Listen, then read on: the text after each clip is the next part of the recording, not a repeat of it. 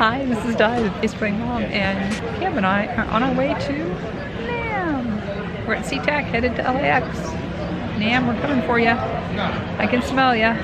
Just chilling right now. Yeah, we're way early to the airport. We're super early. Ridiculously early. Cartoonishly early. Hysterically early. That's how much we want to leave this godforsaken frozen tundra. It's been awful. They closed Boeing last night. They never close Boeing. I don't know why they closed Boeing, because it was very, I guess probably because statistically, if you've got like 1,000 plus employees and it snows and you let people come, you're killing people. People will die because of having to get to work in the snow. There was supposed to be a ton of snow that didn't come. It actually dumped north of us, and so it was much ado about nothing. Yeah. It was colder and snowier the night before. We could show shots of the Department of Transportation photos. It's basically just a bunch of really clear roads with snow on the sides. Yeah, it was 40 minutes to get to the airport. Google Maps said to allow 2 hours, so you know, there's that. Yeah. Well, it's actually been a lot faster on the roads than usual because people are afraid and they're not on the roads, but the roads are clear. So, like, it's taken me like half as long to get home on my work days, which is nice. Looking forward to some warmer days in LA. Yes.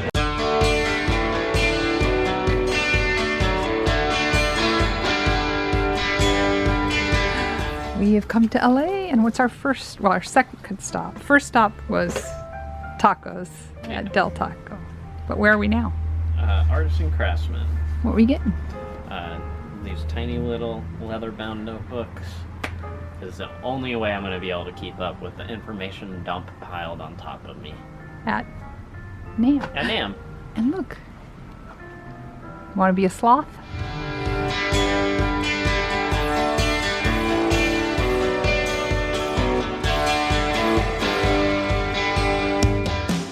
It is day one of NAMM 2020, and we have base. Let's explore the convention hall.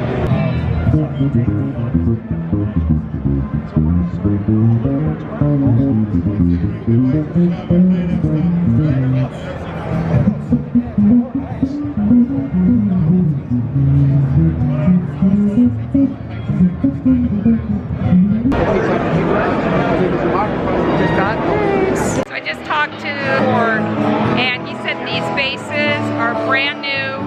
They are prototypes that they just are bringing here to NAMM.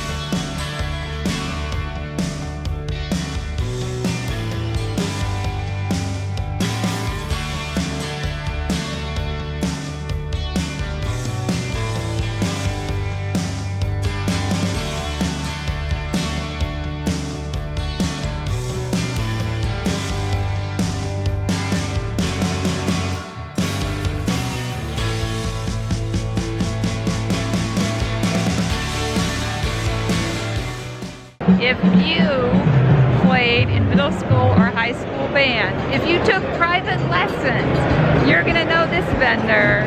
Do you remember him? Mr. Hal Leonard.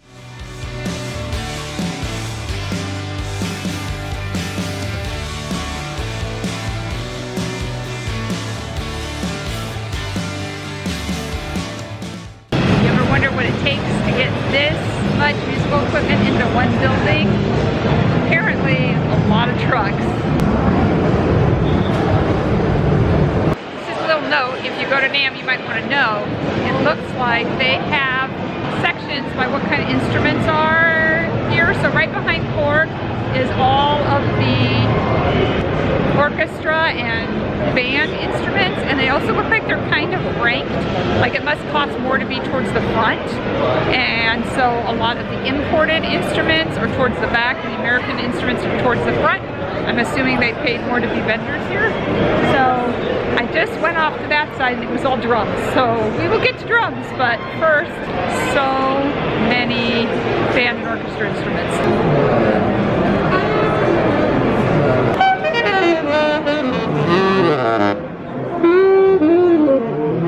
You might not know I started out as a flute player. And in my high school, for some reason, the flute players played bass. You know, it happens. He's got bass.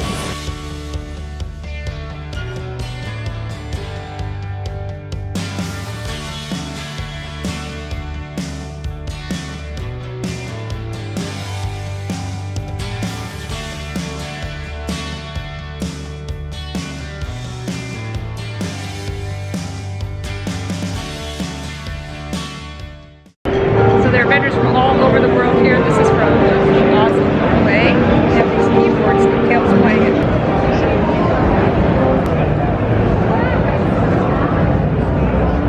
So worship musicians, those of you playing off iPads, this is cool. It's a pedal to turn your pages. That would be so handy, right? If you're playing and you're using the iPad. Happening. I'm starting to tear up by the overwhelm. Like, I've done one section. This is really cool. You are in a rock band. They issue you one of these. It comes with the territory. If you're the second bass player, the third bass player, you get the original bass player's gear, and it is the 8x10 Ampeg stack.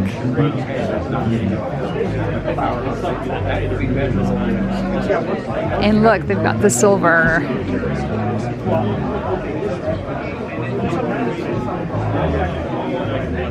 And it's still all new and glittery, and it's not covered in gaff tape and duct tape to hold it together. No band sticker is stuck to it. Hasn't been hit with shredded hot dog. That's a story for another day. So they've gotten smart and they moved the controls to the side so you can actually reach them if you have it leaned back in a gig.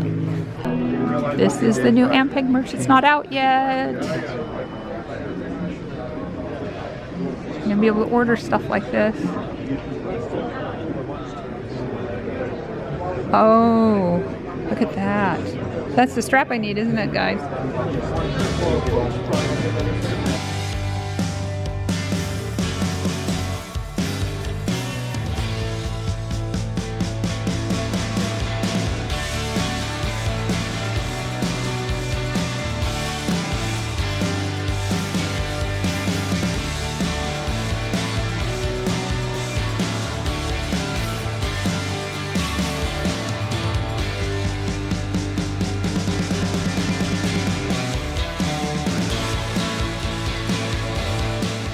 What do you think about NAMM so far? Everything's cool. There's a lot of cool new future music tech here, which is cool.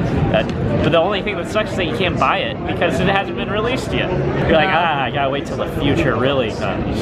He's not having the same difficulty I'm having, where I keep, you know, crying because I'm so excited.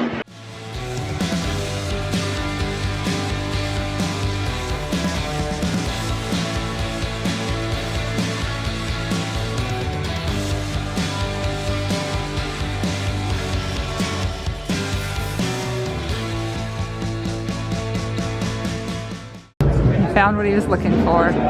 The 6-string basses. I do want to play on a semi-hollow body, but this is a good, like, I didn't actually think I was going to see a 6-string bass over here.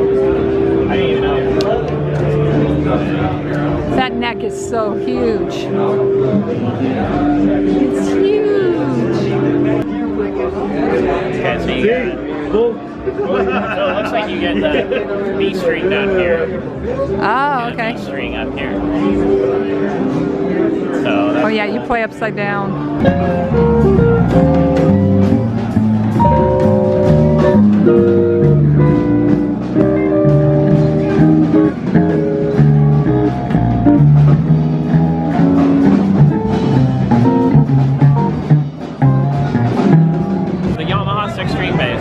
opinion on it is it feels like it would be awesome for actually just playing bass.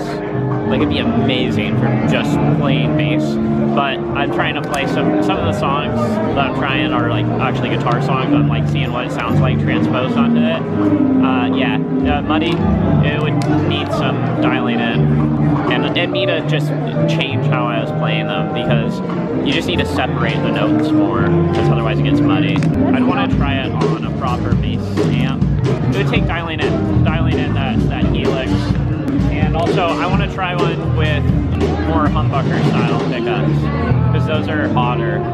So I think they're like single coil or something. Now what if you ask for all the weird stuff? Pianica, half piano, half harmonica, pianica.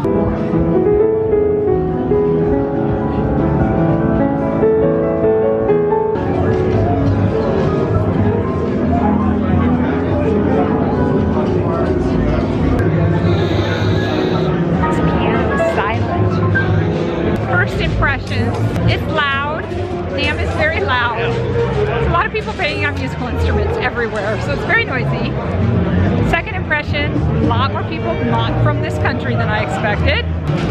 Thank you. Exit stage left. Oh. Did you hear that interaction? Yeah. Exit stage left. All right, so another first impression of NAMM is that there's way more pre-release and new stuff than I expected, so that's really cool. Yeah. Caleb's way bigger deal than I expected. What's their way bigger deal? He ran into all his coworkers. It was kind of a big deal. And they saw you. They were really excited. Yeah, they were genuinely like, oh. They were just like, get out of here. How did you end up here? Yeah. And half of them didn't even know that I was going to be here, and they were surprised, including the president of the company. Oops. Yeah. But he was happy. He was happy that I was here. And I have been teary 75% of the time because I'm so overwhelmed. Everything is so beautiful. The stuff is gorgeous. Just having everything new and pretty. I mean, I'm sure when you work in a music store, you see that. I don't see that every day. I see road-worn, beat-up gear every day. And so seeing everything so new and pretty, I'm just like, it's pretty. Speaking of road-worn and beat-up, there are a lot of road-worn and beat-up musicians wandering around. Hey, I represent that statement. I do have to say, I wore my leopard pants today. Can you see them? Oh, there they are. Wore the leopard pants. Seems to be every middle-aged woman musician is wearing leopard pants today, including the person who checked me in.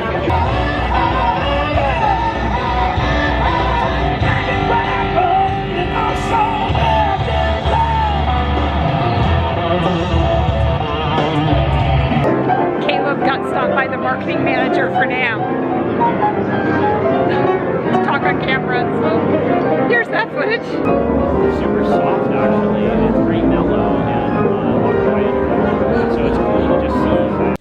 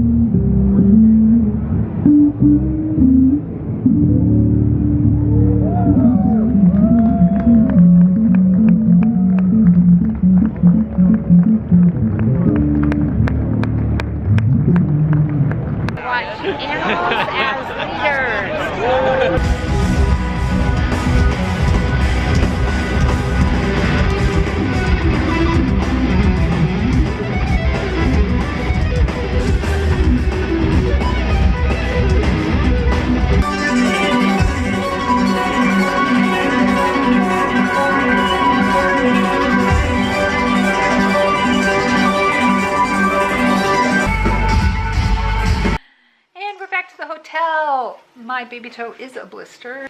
Caleb is a little NAMM'd out.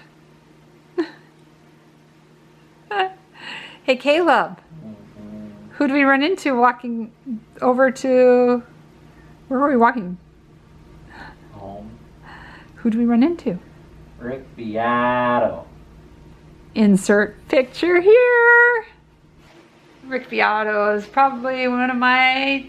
Well, he is. I made a top 10 list of music YouTubers. I'm sure he was on it. Love Rick Beato. And I got to see him in person.